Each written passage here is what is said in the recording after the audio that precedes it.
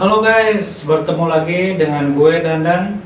Eh, Sesuai dengan janji gue di episode sebelumnya, di episode ini gue akan menceritakan tentang step-step yang harus dipersiapkan untuk ke kapal pesiar. Oke guys, langsung aja ke step nomor 1. Kita harus apply atau melamar sesuai dengan bidang kita masing-masing ya. Misalkan teman-teman sudah bekerja di dunia pariwisata atau hotel, ada kitchen, ada housekeeping, ada bar departemen, dan ada restoran. Jadi itu yang pertama. Selanjutnya, gimana kalau ada pertanyaan, ada teman-teman yang sekolah perhotelan dan baru lulus tapi belum mempunyai pengalaman. Ini buat saya sarankan bekerja dulu di dunia pariwisata atau hotel minimal 1-2 tahun, karena itu biasanya perusahaan kapal pesiar membutuhkan pengalaman di hotel atau di dunia restoran ya. Jadi kalau misalkan di sekolah teman-teman perhotelan yang langsung bisa ada kesempatan memberangkatkan ke kapal pesiar, itu jauh lebih bagus karena kesempatan untuk bisa langsung bekerja di kapal pesiar. Nah, jangan disia-siakan. Nah, setelah itu teman-teman harus mempersiapkan bahasa Inggris. Itu jadi harus menguasai bahasa Inggris karena itu merupakan suatu keharusan, dan nanti di sana juga berkomunikasi dengan pakai bahasa Inggris ya. Nah, oke, langsung ke step 2. Nah, teman-teman langsung melamar ke agen-agen ya. Jadi ke kantor kapal pesiar ya.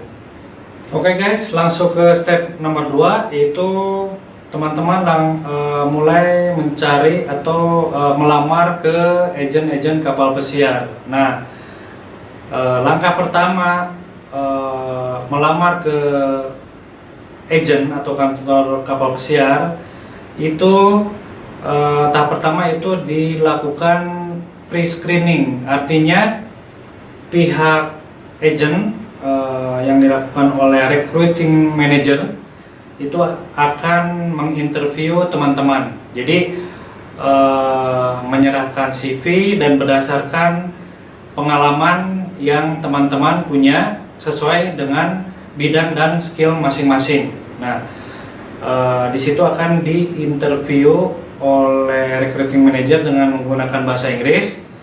Diusahakan teman-teman menguasai pengetahuan yang teman-teman kuasai, misalkan di bar, di restoran, di kitchen, dan housekeeping. Dan teman-teman harus bisa menjawab semaksimal mungkin dan sebaik mungkin. Karena kalau sudah lolos di pre-screening, itu teman-teman akan dijadwalkan untuk interview ke user ya. User itu artinya pihak head office di kapal pesiar ya, oleh bule ya. Jadi untuk interview user ini bisa dilakukan secara face to face atau juga Skype atau online. Berhubung sekarang dengan masih suasana pandemi, biasanya dilakukan Skype online ya. Nah, ini teman-teman, ini adalah interview sama user, ini adalah yang menentukan teman-teman lolos atau tidaknya bisa bekerja di kapal pesiar. Nah, jadi untuk menjawab pertanyaan-pertanyaan dari user ini, ada tipsnya, yaitu pertama yang jelas pengetahuan sesuai dengan bidang masing-masing. Bahasa Inggris juga harus bagus dan confident. Nah, itu harus dikuasai untuk lolos ke tahap selanjutnya. Kalau misalkan teman-teman sudah lolos di interview user, nanti akan diinformasikan melalui agent bahwa teman-teman itu diterima bekerja di kapal pesiar untuk proses selanjutnya, yaitu step ketiga, itu pihak agent akan menginstruksikan Anda membuat dokumen, karena itu dokumen itu vital sekali yang bisa Anda bisa berangkat ke kapal pesiar. Pertama, yang jelas itu paspor sudah ada, harus bisa bikin buku pelaut dan sertifikat kelautan. Nah, ini semua dokumen ini memerlukan proses atau waktu ya. Jadi ya pembuatan paspor ke imigrasi, sama buku pelaut ke imigrasi juga, ya kan.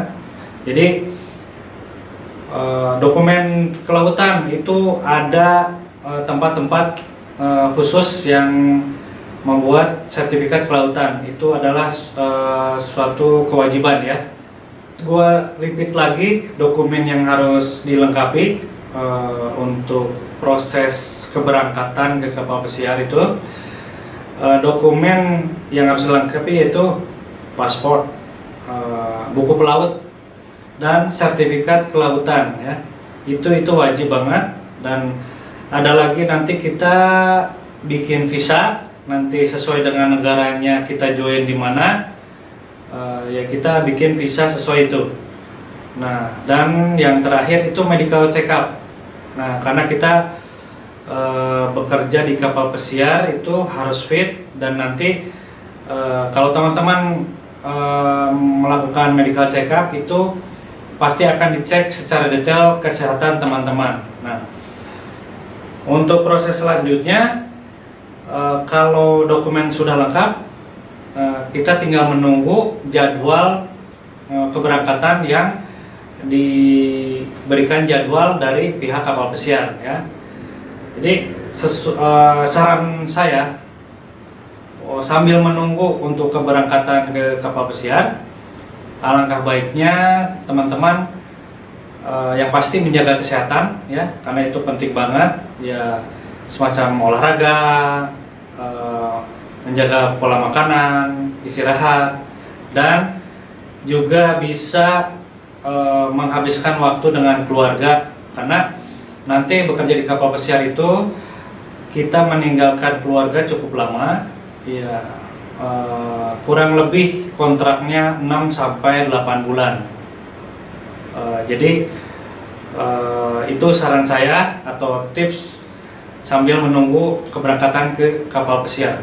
Sekian dulu cerita tentang gue, tentang step-step proses untuk bekerja di kapal pesiar ya. Mudah-mudahan step-step yang gue ceritain ini bermanfaat buat teman-teman yang berniat untuk bekerja di kapal pesiar. Di episode selanjutnya gue akan menceritakan tentang pengalaman pertama gue bekerja di kapal pesiar.